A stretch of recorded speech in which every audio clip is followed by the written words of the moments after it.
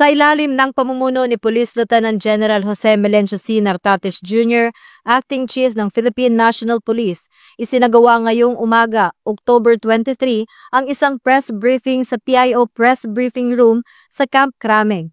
Pinangunahan ito ni Chief PIO Police Brigadier General Randolph T. Tuanyo kasama ang ilang matataas na opisyal ng PNP. Dumalo sa naturang press briefing sina Police Colonel Angel R. Garciliano, Provincial Director ng Bulacan Police Provincial Office, at Police Brigadier General Rex Arvin T. Malimbin, Deputy Director ng Special Action Force.